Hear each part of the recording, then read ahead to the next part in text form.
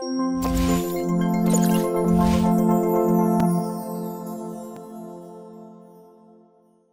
everyone, my name is Joshia. I'm from Timur Senior High School.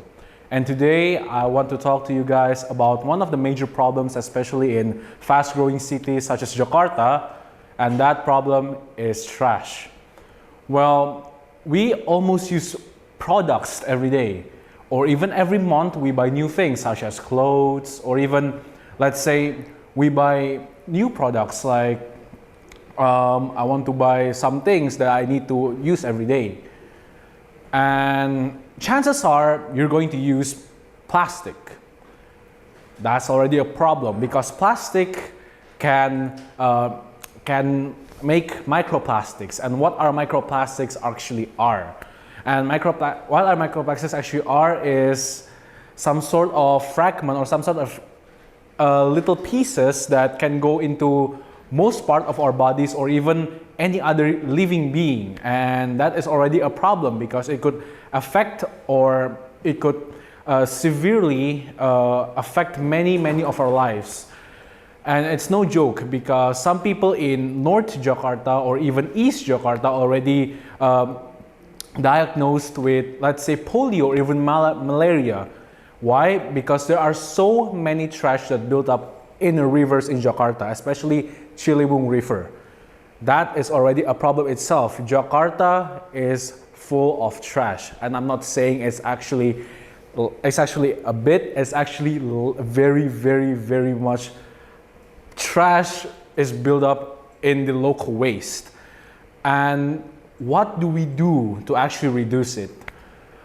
It's hard for us to do something in a fast form, or let's say we want to do it as fast as we could. It's really hard, and to do it we have to do the long way or the long-term effect, and that is to reuse every single thing that you probably could reuse. If it's really cannot be used again, you could probably just throw it away, but before you throwing it away, you could make it into a smaller pieces that it probably ends up a little bit less cluttered than something that you throw it out all by one piece. Or you could probably just burn it, but burning it releases a lot of toxins, and that toxin is very dangerous as well for the atmosphere. And there are many causes to this trash problem in Jakarta, especially for let's say clothes. For example, we use clothes almost every day, and for every year we probably buy new clothes, one or two. There's no way in a year you probably don't buy new clothes, right? You're probably getting different in sizes. Probably your clothes are getting big, you're getting small, and chances are you're probably going to buy new clothes. And usually people in Jakarta, let's say many people buy clothes in a very low quality factor, and this low quality factor of clothes usually don't reuse them in like whenever they become bad, and they can become bad really fast. And that's actually most of the trash problems in Jakarta really is, and it's probably because of the clothes that people just throwing it all away, or even foods. Many people also throwing out foods, and if you see the statistics, it's probably getting higher in the last 10 years on food waste, and how many food waste is getting into people around them. And many of lower income peoples that still live not well, or people who are homeless, are eating from this waste, and this is a problem because these people usually carry so many bacteria and problems, especially diseases such as I said, polio and malaria, and we don't want that to happen, don't we? So, as I said, we shouldn't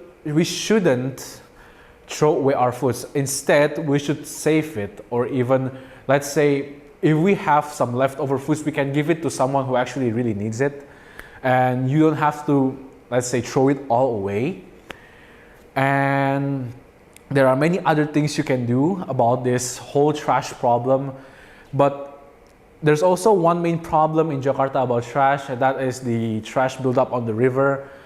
Many people still doesn't know that whenever they pull out trash, especially when they throw out trash on, let's say, in rivers, they usually end up in a one-way very big lake or one-way very big river, and they build up so much that probably that river will contain any other rivers that going to flow through it, or even worse, it will probably go flow through the sea. And you know what sea are for, right? It's for living creatures such as, let's say, fish and sharks, or even many other things that is a living creature of the sea.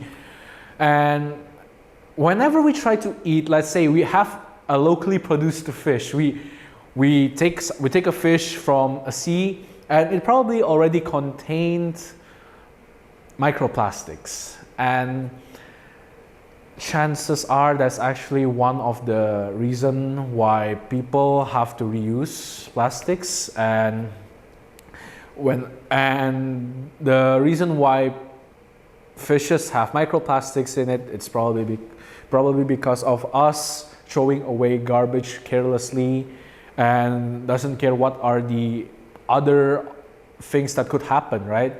And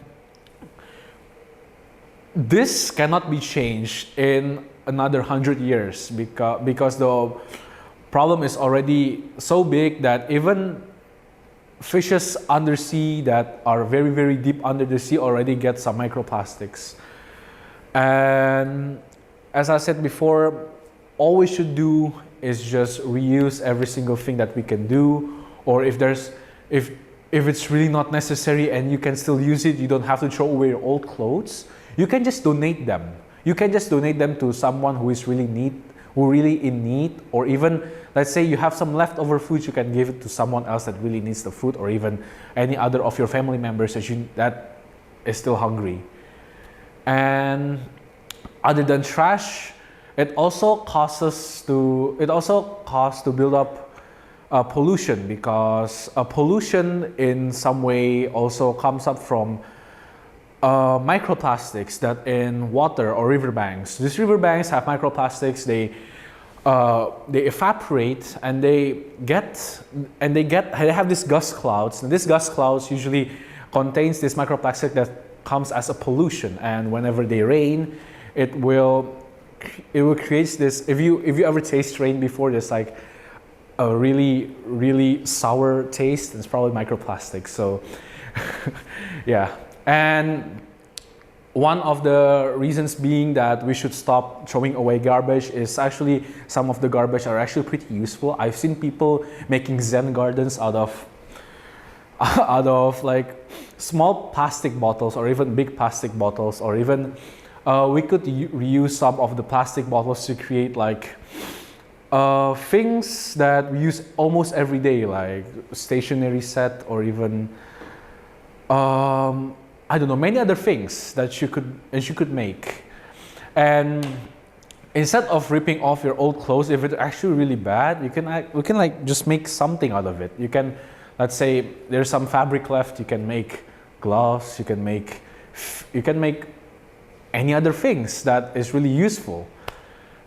And what my message is that people should see this problem as one of the problems that it probably could happen for our kids in the future, and it will probably be very hard for them, actually harder for them to make it even better, and we could actually potentially make it better today for the future. And I guess that's it for today. Thank you.